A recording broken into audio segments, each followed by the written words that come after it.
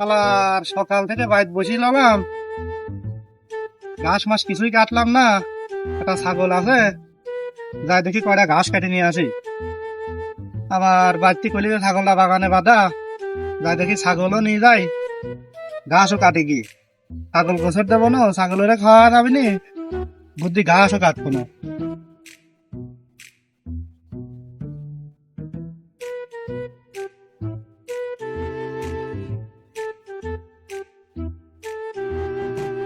মাঠে ঘাস টাসও নাই, ছাগলটা কোনরে গোসর দেবো।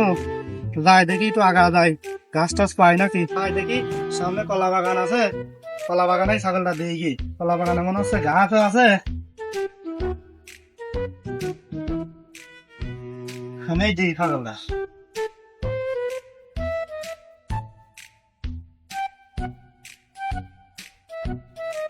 ছাগল হানাই খা, সর্দার কারু খাতে মাতে যাসনি, আমি ওই দিক থেকে বুদ্ধি ঘাস কেটে নিয়ে আসি। বুদ্ধি কটা ঘাস কাটে কি আপনার বই, মনে হচ্ছে ঘাসও আছে। ছাগলটা বছর গেলাম, ছাগলের খাওয়া যাবে না, বুদ্ধি ঘাস কাটি নিয়ে রাত করে খাবে না, ঘাস কাটে। খেলার মাঠেই তো গাছ লাগাতে হয়েছে, মানুষজন সব ছাগল লাগা দিয়ে খাওয়া দেয়। এদিকে আমার গরু থাকে না খায়া, আজকে যায় দেখি কারো ছাগল যদি ঘাসের বুট পায় তো ছাগলেরও ফাঁসবো, আর ছাগলের মালিকেরও আজকে ফাঁসবো। কি রে, ছাগল ঘাসের মধ্যে লাগা দিয়েছে, আজকে ওই কার ছাগল? আজকে ছাগলেরও হবে, ছাগলের মালিকেরও সমস্যা। এ শালা ছাগল হারি গাছগুলি আমার খায়া শেষ করে দিছে রে। আজকে তো ছাগলের জেলখানায় দেবো, আর তোর মালিক আনছি, তোর মালিকেরও খবর আছে।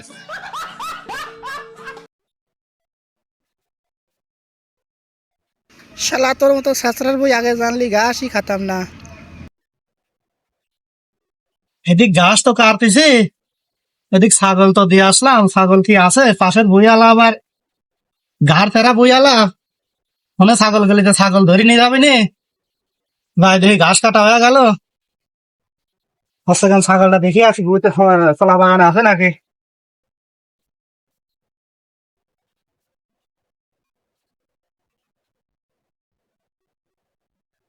যাই তো দেখি আগে ছাগলটা আছে নাকি।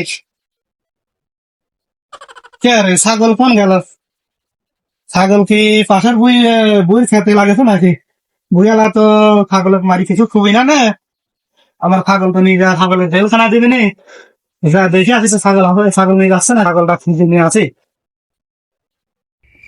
ভাই ভাই দাঁড়ান দাঁড়ান দাঁড়ান। এই ছাগল তো, ছাগল কোনে গেছি? ছাগল তো আমার ঘাস খায় শেষ করে দিয়েছে, ছাগল এক নিয়ে যায় ছাগলের জেলখানায় দেবো। দাঁড়ান, তো ছাগল তো সরেন, সরেন। হ্যাঁ দাঁড়ান দাঁড়ান, শোনেন নিয়ে যায় দেবোই। শোনেন, ছাগল তো আমি অনেক গোসর দিয়েছিলাম, তো ছাগল মনে হয় ছুটি আপনার গাছের বুধ গেছে, আমি তো ছাগল কোনোদিন মাঠে নিয়ে আসিনি। ছাগল যদি গোসর দেন তাহলে ঘাসের বুত কেমনে যায়? ও। ঘাসের বুত লাগা দিয়ে আসি কষ্ট না, নাহলে ঘাসের বই দেই নাই। না না ভাই, ছাগল ছুটি গেছে, তে ছাগলটা তো আমার, ছাগলটা দেওয়া যায় না। এই পাড়ার সারি ছাগল আসে আমার ঘাসটা খাওয়া শেষ করে দিয়েছে, আমার গরু খায়, গরু আছে না খায়া। অত কোনো কথা নাই আপনার সাথে, আমি এই ছাগল আজকে খবরও দেবো। না, না, ছাগল নিয়ে এখানে ছাগল দিয়ে যান, ছাগল নিয়ে খবর দেবেন। একদিনে আইছি আমি মাঠে, ছাগল নিয়ে, ছাগল যদি খবর দেন তাহলে আমার বাড়ি গেলে রাখছো না লাগবে না। ছাগল আমার ঘাস খাইছে, আমি আজকে ছাগল নিয়ে যাবো, তুই যা পারিস তাই করে গা। আর ভুয়ালা এত করি খলাম, আমার ছাগল দিলি না, আজ মজা বুঝুব। শালার আমার বুর ঘাস খাইলি আর আমাকে ধরি মারলি, এটার আমি বিচার ডাকবো। শালা তুই আমার মারলি, তোর বিচার করবো শালসির মধ্যে। যা যা, তুই যার বাল ফেলফিল পারিস ফেলে গা, আমি ছাগল নিয়ে গেলাম। তুমি নিজে ছাগল তো খাবো।